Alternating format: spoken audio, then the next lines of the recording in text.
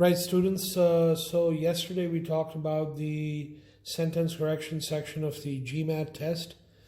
Today I've come to you with the verbal reasoning section of the GRE test.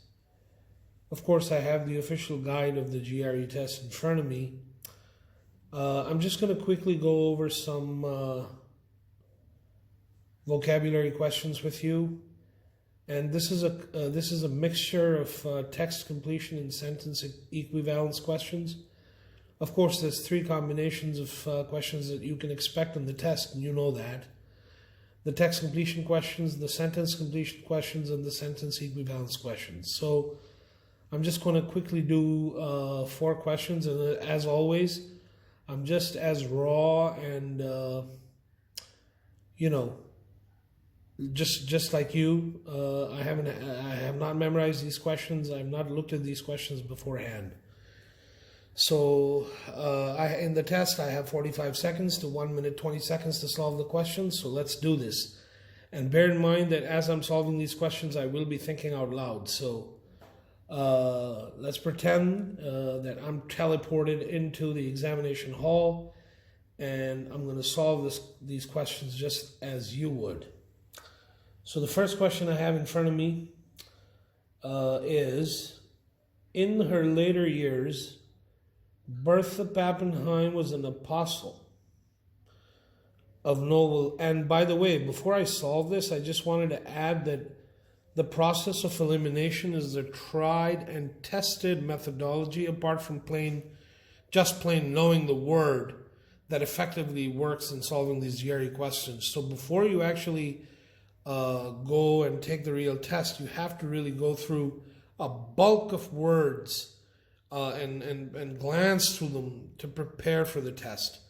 And for that measure, I have a collection of GRE flashcards, which I always share and help my students prepare for the test with. So in her later years, Bertha Pappenheim was an apostle of noble but already notions, always respected for her integrity, her energy, and her resolve, but increasingly out of step, and ultimately even her own organization. So obviously there is a conflict in the question itself. Even though Bertha is recognized, there's a clash. So what's the first blank? In her later years, Bertha was an apostle of noble, but already. If she was already accepted, she wouldn't be out of step. So that eliminates B, and it wouldn't be. Exotic is just inappropriate as a word selection. So for the first blank, my choice is A, anachronistic. And for the second choice,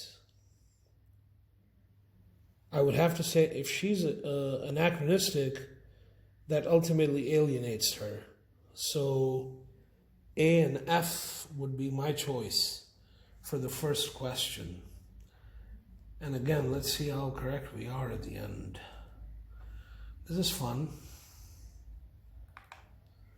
Right. The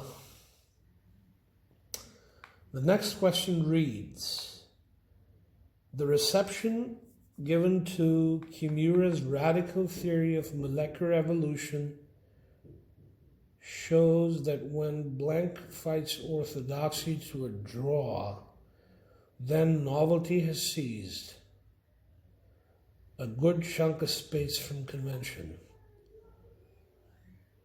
Meaning the idea of the radical theory of molecular evolution, how it was received. So the way it was received shows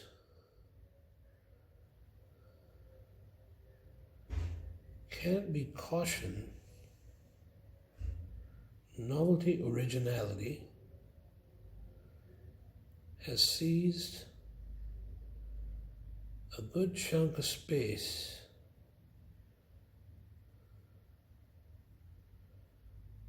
Okay, so there's some kind of rebellion in the idea. What's the word that resembles rebellion?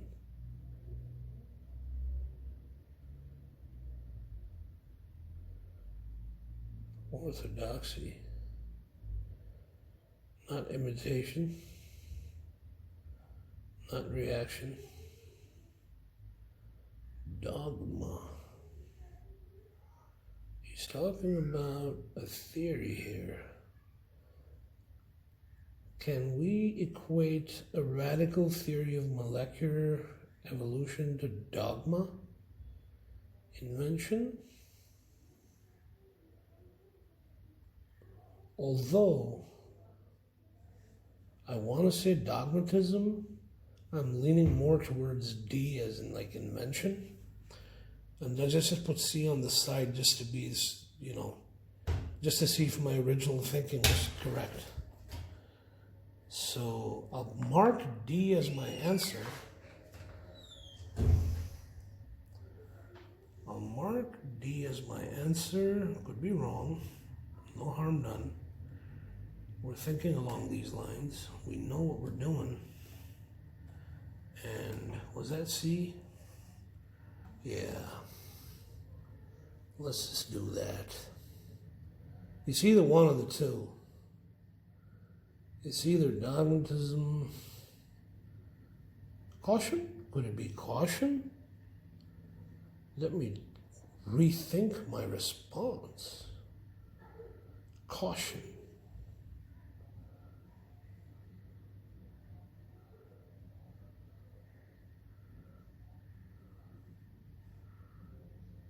Being orthodox, rigid. Good space from convention. Caution. In grammatical context, would the word caution fit here? Let's leave that question up in the air as well. It's a learning curve. It's okay. Let's see.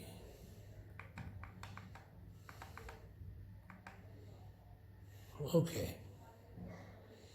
Move on. We don't have that much time constraint. Oh boy. The next question says, the blank Vladimir Nabokov as one of North America's literary giants has thrown the spotlight on his peripheral activities and has thus served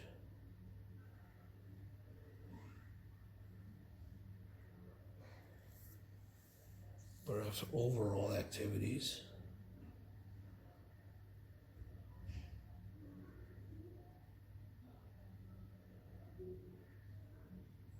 Looks like second choice is E. I'm leaning towards that.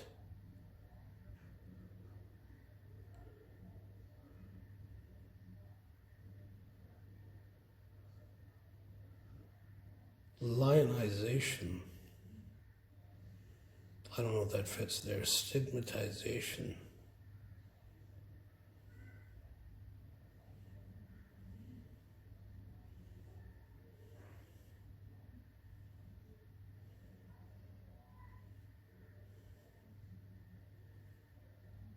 No, it's thrown the spot, so it's highlighted.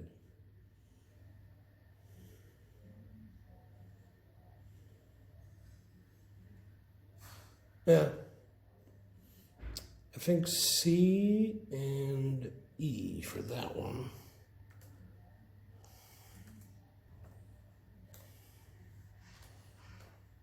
GRE is a tough test. I always keep telling my students. It's all about practicing those words. And by the way, I make students go through bazillions of these questions. Right. This question, we can always rethink that later. Mathematicians have a distinctive sense of beauty, okay? They strive to present their ideas and results in a clear and compelling fashion, dictated by.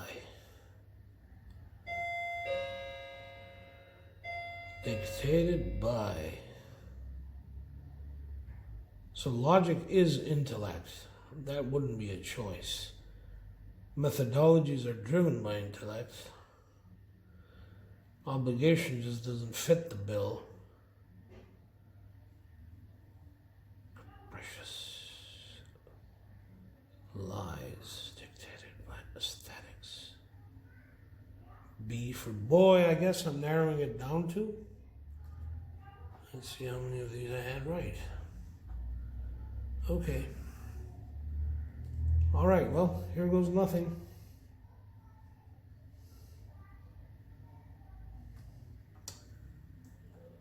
Pop quiz over, buddy. 5. Enough.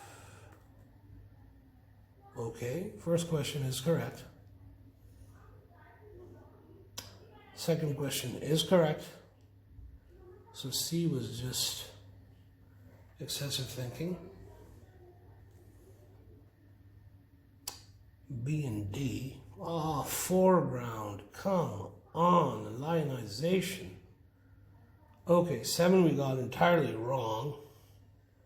Turns out that the choices were lionization and foreground. He was a hero. Transcend and foreground are similar in context. Okay, we got one question wrong. 8. B for boy, B for boy. And there you have it. 7, we misread the question. Happens every now and then. 3 and 4, 80%, not bad. Teacher that lives on the edge, I like that. And there you have it. That's the verbal reasoning section of the GRE test. Have a good day, everyone. We're going to sign out of the second day of the virtual classroom with Easy Coaching and Prof.ZAK. Take care of yourselves. Come join us.